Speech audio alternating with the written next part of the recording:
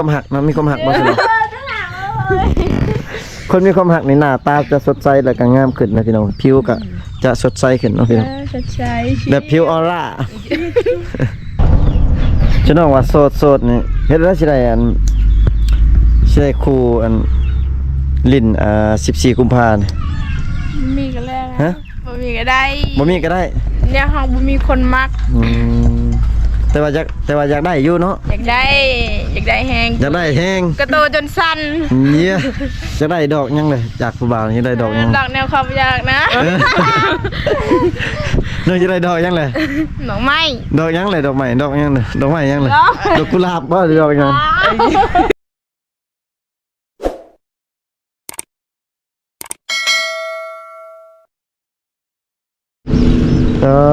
พี่น้องสบายดียามแรงๆเด้อพ่อพี่น้องมาเจอน้องสาวเจ็ดสบายดีน้องเจ็ดสบายดีคือแต่งตัวงามแท้บ่งามนะกี่ไปคันงามคือสิมี FC ลมนำแน่ตอนนี้บ่มีบ่ FC ลมนำมีอยู่นะแสดงว่ามีอยู่บ่มีพี่น้องเอ้ยมีอยู่แต่บ่หลายมีอยู่เนาะโดยน้องเกิดเป็ดแม่นบ่นี่โดยเป็ดน้องคือตะกี้คือว่าลายๆเนาะเป็ดน้องนะขายไปแล้วขายได้กินแน่ขายโตนึงเท่าไหร่เนาะสิน้องขายคันแบบปลาโตใหญ่ๆก็ประมาณ200,000หรือว่า300,000แสนปลายก็มีแสนปลายก็มีสิน้องขายบ่ขายบ่ชื่อนี่ขายฮะขายบ่เลยตัวเท่าไหร่น้องสิขายโอ้โหฮะตัวไหนน้องขายตัวไหนน้องสิขายตัวแม่หรือตัวผู้ตัวได้ก็ได้ชื่อตัวชื่อเป็ดกับน้องชื่อน้องเป็ดชื่อน้องได้ว่าอะไรตัวได้น้องสิขายน้อง1,000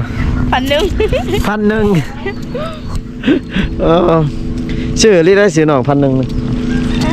ชื่อไทยก็ขายแท้พี่น้องเป็ดน้องสาวเจ็ดพี่น้องตอนนี้น้องสิขายมาเป็นบ่ได้ขายบ่ขายบ่ขายแล้วนะให้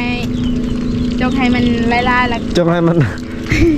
อันนั้นก่อนมันก็ลูกจกให้มันเกิดลูกก่อนโดย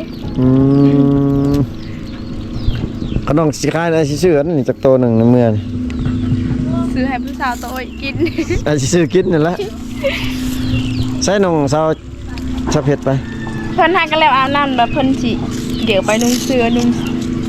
อยู่ใช้เป็นอาบน้ำอยู่ใช้ที่ห้องน้ำอาบน้ำแล้ววะเนี่ยอาบแล้วอยู่ใช้อะไรเพิ่นเพื่อนอาบแล้วยืนครัวอยู่ห้องนะเราอยู่ห้องเราทาแป้งมาจักอาบน้ำพักกันแล้วน้องสาวเผ็ดโดยฉันลองไปใช้ไหมนี่ฉันลองไม่ได้ไปใส่อยู่เพื่อนเป็นเมื่อโดยเพราะว่าเจ้าเฮ็ดดองแล้วออกให้บ่ได้ไปเบิดบ้านเนี่ยก็คือถ้าว่าเขาเจ้าเฮ็ดดองนี่ก็คือออกเฮ็ดเวียกบ่ได้โดยน้องบ่ได้ไปที่ดองเขาเจ้านะบ่นะน้องตำซินมื้อนี้2 มื้อแล้วสุน้องอยู่เพื่อน2 มื้อเลยพักเพราะว่าเมื่อยได้ทางให้และทางให้เลยแล้วจะทำอยู่บ้านน้องแบบสุน้องสิไปขึ้นภูแบบภูตังอะไรอีกทางให้อยู่ภูตังอะไรเฮ็ด2 บอลโดยบอล1อยู่ไสฉันน้องเฮ็ดอยู่บ้านน้องนี่บ่โดยส่วนก็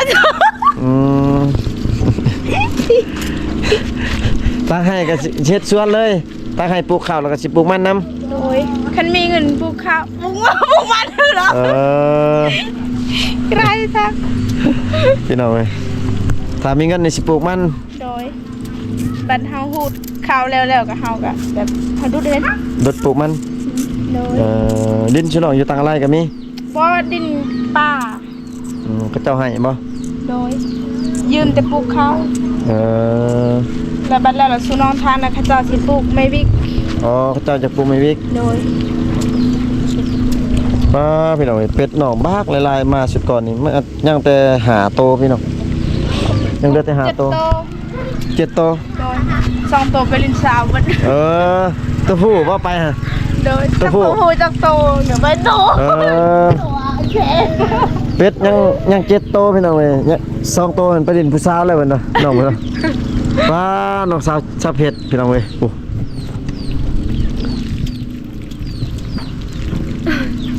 ใส่น้องสาวเผ็ดพี่น้องเฮ็ดแวบๆอยู่พี่น้องเอ้ย ป้าผู้น้องสาวเพชรลงมาพี่ตีแล้วระบอาบน้ำนะโอ้น้องสาวเพชรพี่น้องเอ้ยกำลังลงอยู่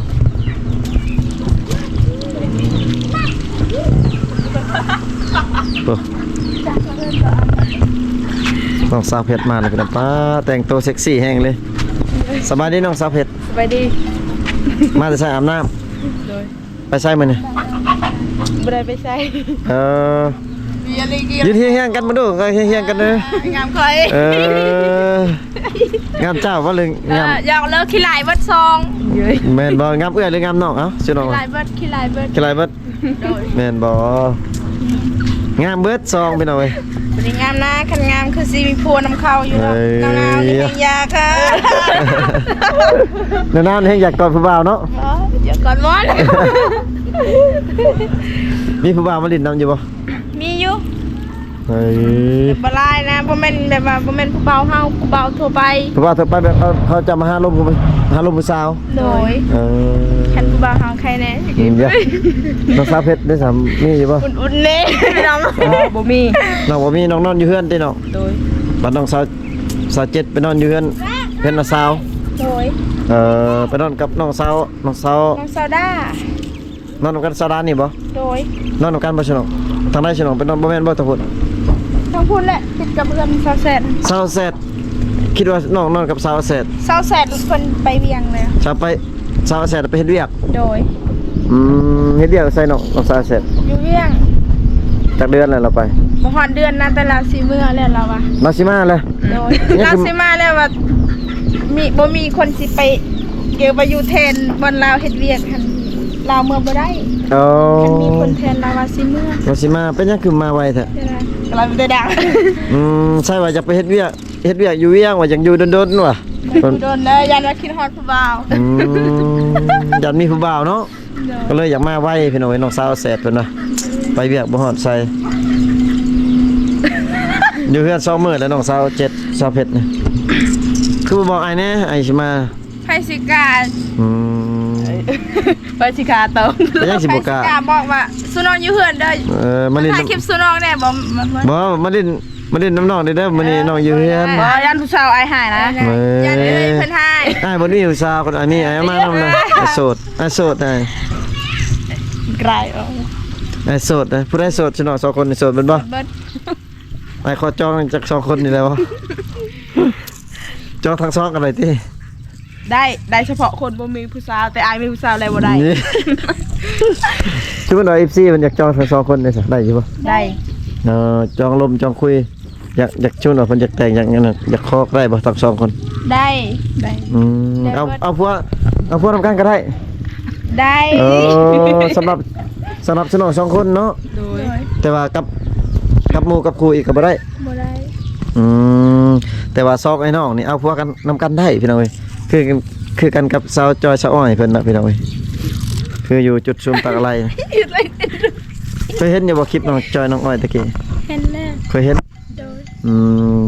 สามารถเอาผัวคนเดียวกันได้ แต่ว่าเดี๋ยวนี้น้องสาวอ้อยเพิ่นเอาผัวปะเลยเราเอาผัวปะเลย เห็นอยู่สู่อายไป เห็นบ่ เห็นตอนเบาไกลเพิ่นเมื่อ เราขี่รถกับไผ กับเมียละ เอ้ย แบบเขายิ้มใส่ลาเลยเมียลาเห็นแล้วคอยมาไปยิ้มเด้อบ่กล้ายันว่า ยันเมียเราให้ โดยยันจังได๋เขาว่า บ่แม่นดอก ยั เขา น สิให้ เขาว่าในนี่ในนั้น ยัน คือสุดคือน้องนี่คันแบบคนหูเคยเห็นกันแล้วอะเคยลืมกันแล้วอยากยิ้มคันเห็นปกติน้องบ่ได้คิดคุย น้องเป็นคนบ่ขี้คุยเนาะ โดย ก็ คือ คือ ขนาดอายเมื่อแต่ซ้อนหันน้องก็ยิ้มใส่แต่อายบ่ได้เบิ่ง เฮ้ยบ่ได้เฮ็ดเนาะน้องเขินดิบ่ ใครสิกล้าเอิ้น อ้าย ไกลค่ะ แต่ยังกินแรงมัน บ่มี บ่มีอาหาร โดยบ่มี มีผักมีหญ้าด้วยบ่ได้ปลูกผักบ่ มีผัก กินผักคู่มือก็ งามขึ้นเนาะสนองสองคนเนาะ งามนะ บ่งามทำงามไม่พัวแล้ว ใสๆสนองหน้าตาแบบตึงแบบลักษณะแบบมีคนมีความหักเนาะมีความหักบ่สนองคนมีความหักในหน้าตาจะสดใสแล้วก็งามขึ้นนะพี่น้องผิวก็จะสดใสขึ้นเนาะพี่น้อง สดใส แบบผิวออร่าพี่น้อง งาม ไม่จะมันตาปิดดิ ยังจะมือว่าสิไปทางไหนมื้ออื่นสิไปบ่ จากแรกคันข้าวนาซาบ่ได้กินง่วงก็ไปคันเขากินแล้วอยู่เฮือนนี่ อ๋อคันสิน้องบ่ไปใส่มือนี่สิแวะได้นี่สิมาแวะได้นี่ เดี๋ยวคันสู้น้องบ่ไปเลยสู้น้องเสร็จบอก ให้มาประมาณ3 โมงให้แล้วเวียก แล้วสมบัติ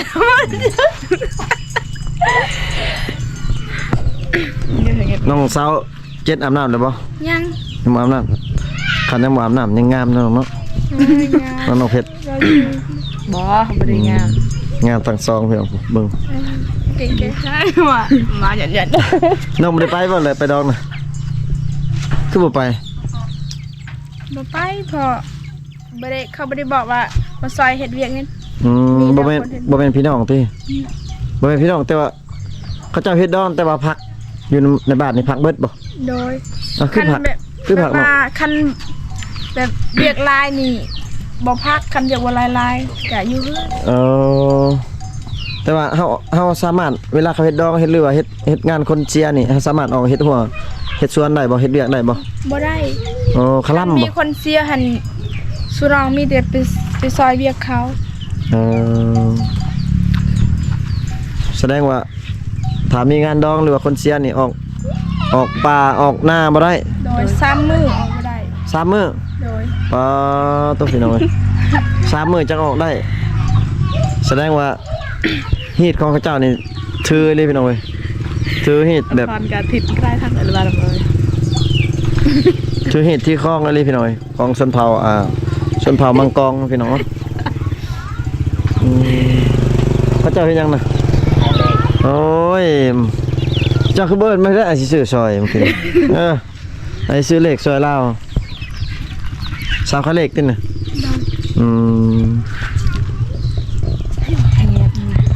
น้องสาวเพชรใช่ว่าน้องว่าสิโจงให้อ้าย2ตัวเป็ดตัวมันใหญ่ๆมื้อน่ะคายไปเลยกินไปนำ กินไปนำกินมืองะ มือเก็บไปมือเขาตั้งมือสุอายบ่มามือวันที่31 น้องว่าสิโจงให้อ้ายตอนน้องลืมแล้วบ่ ลืมแล้วกี่ไป บ่หยอกน้องไปเลยน้องสิน้องคายเนาะตัวหนึงประมาณเท่าไหร่นี่สิน้องเคยคายซำนี้นะประมาณ 3แสน 300,000บ่นี่ซำนี้นี่300,000 สำนีบ่โตพุ่น3แสน อ๋อตัวใหญ่นี่300,000 โดยให้ตัวนี้300,000เลยซื่อๆมันน้อย ตัวน้อยนี่ประมาณ100,000เท่าไหร่นี่ 1,500,000 อันนี้150,000 บางทีก็2แสนบ่ฮู้คือกัน เออ ประมาณนั้นแหละ ประมาณนี้เนาะ คันเขาจะซื้อให้เราขึ้นแล้วขาย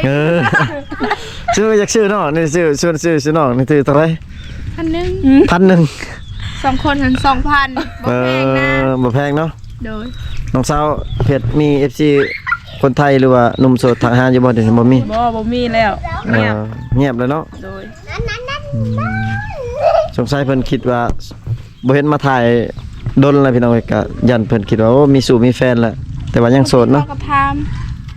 เขาถามว่าโสดคือ คือ เก่า เห็นคลิปสุน้องว่าบ่มีคนสิช่วยเหลือสุน้องซัพพอร์ตสุน้อง เออ บ่เห็นคลิปสุน้อง แม่นเด้อเนาะบ่มี FC ทักหาหรือว่าอยากคุยหรือว่าอยากเห็นคลิปก็หรือว่าทางทีมงานเฮาก็ค่าเวียกค่างานแล้วก็บ่ได้มาเยี่ยมยามน้องพี่น้องเว้ยก็โดนเทื่อนึงจังได้มาหากันเทื่อนึงพี่น้องเว้ยเพราะว่าน้องๆบางทีก็น้องเพิ่นก็ค่าเวียกก็เลยบ่ได้มาถ่ายกันพี่น้องเว้ย ก็บัดนี้ก็คือสิได้ถ่ายละแรงๆยามแรงๆสิได้มาถ่ายจอบร้อยเอาพี่น้องเว้ยมาเบิ่งน้องเพิ่นอาบน้ำจะต้องอาบน้ำอยู่ห้องน้ำบ่บ่ได้อาบน้ำห้วยเลยติบัดนี้สมมุติอ้ายอยากถ่ายเนี่ยเขาถ่ายอยู่ห้องน้ำกันเลยติ ได้ อัดประตูถ่ายเลยก็ได้ติ แห่งดี ยังดีอีกพี่น้องเอ้ยเนาะหนาวหนองเนาะ บ่นาวนะค่ะมีแฟนคือสิฮอนไว้ นี่ น้องสาวเจ็ดเป็นพี่น้องเอ้ยสะพอดอกมีความหักจะจอยลงในอยนึงได้นี่ บ่จอยนะ จอยลงในอยนึงเนี่ย เท่านะ เด้อพี่น้องนอนกับน้องสาวดาพี่น้องผู้บ่าวขึ้นไปดินคู่คืนมาจัก บ่ดนเทื่อ2-3คืนเทื่อหนึงก็ยังดี คือเฮ็ดชุน้องนี่นอนนำกันผู้สาวโสดเนาะ โดย เวลามีผู้บ่าวขึ้นมาล่มกับแบบผู้บ่าวทั่วไปนี่ล่มได้เนาะ ลมได้ เออ คันผู้บ่าวหมูนี่คันผู้บ่าวหมูซื้อขนมกินขนมแล้วก็นอน เออผู้บ่าวซื้อขนมมาแล้วกินขนมแล้วก็นอน โดย อืม คันแบบว่าผู้บ่าวถือหมูเพิ่นมานำกะลมน้ อ๋อ ำบ่ได้คิดคุยนะสำหรับ27 เย้พี่น้องเอ้ย โอ้ละเจ็ดอา พ่อแม่น้องไปใช่พ่อแม่น้องอยู่เพื่อน เพื่อน พอน้องไปหากินแล้ว อ๋อกินอยู่เซ บ่ อยู่ป่า ป่า อ๋อเอาปืนไปหายิง โดย คิดว่าไปหาสายโมองอยู่เซบ่แม่น หนาว อ๋อยังเหลือแต่แม่เนาะ โดย ไผเลี้ยงงัวมานี่นะ เช้าพุธ ใช่ว่าน้องว่าสิเลี้ยงงัว บ่เราอยากเลี้ยงก็ให้เราเลี้ยง เราจะเลี้ยงซอยเพิ่นยันว่าเพิ่นเท่าแล้วนะไว้ค่ะ เดี๋ยวให้น้องสวยเนาะจะน้องว่าโสดนี่เฮ็ดแล้วสิได้สิได้คู่ลิ้น14กุมภาพันธ์ มีก็แล้ว ฮะ บ่มีก็ได้ บ่มีก็ได้ เนี่ยเฮาบ่มีคนมัก แต่ว่าอยากได้อยู่เนาะ อยากได้แฮง อยากได้แฮง กระโตจนสั่น เนี่ยอยากได้แฮงถ้าวันมีแฟนนี่น้องอยากได้ดอกยังเลยจากผู้บ่าวนี่ได้ดอกยัง ดอกแนวความอยากนะ น้องจะได้ดอกยังเลย ดอกไม้ ดอกยังเลยดอกใหม่ดอกยังเลยดอกใหม่ยังเลยดอกกุหลาบบ่หรือดอกยังได้ดอกยังเลยดอกกุหลาบ ดอกนั้นก็ได้นะ ดอกยังก็ได้ ดอกหักเอาบ่ดอกหัก เอ้าดอกแนวอื่นบ่เอา ดอกอื่นเบายังเลยดอกอื่น โอ้โห บ่ บ่บอกก็ฮู้ เด้อพี่น้องเอ้ยน้องสาว7เพิ่นว่าอยากได้ผู้บ่าวลิ้นวัน14กุมภาพันธ์พี่น้องเว้ยอยากได้ดอกใหญ่ๆเนาะ ดอกยาว โอ้พี่น้องเอ้ยอยากได้ดอกใหญ่ดอกยาวอีกพี่น้องมีแต่ไปหาเขาขายตามห้านหั่นแหละมีอยู่ดอกกุหลาบดอกหยังดอกงาม ๆติดแต่คำบ่ขายให้นะ ๆ เงินหันมีแต่คำบ่ขาย ฮะมื้อนี้ก็มาทักมาทายมาเยี่ยมมายามน้องสาว7น้องสาวเพชร2พี่น้องพี่น้องเอ้ยที่ว่าสามารถเพิ่นว่าสามารถเอาผัวคนเดียวกันได้อีกพุ่นว่าพี่น้องเอ้ยสาวโสดเนี่ยก็คลิปนี้ก็บ่าวไทยก็สิได้ขออนุญาตปิดคลิปไว้เพียงเท่านี้ก่อนพี่น้องเอ้ยอยู่ดีมีแฮงเบิดสุขสุขคนพี่น้องเอ้ยเฮงๆรวยๆเนาะถูกหวยรวยเลข รับไปดอก บ๊ายบายนี่น้อง บ๊ายบาย บ๊ายบาย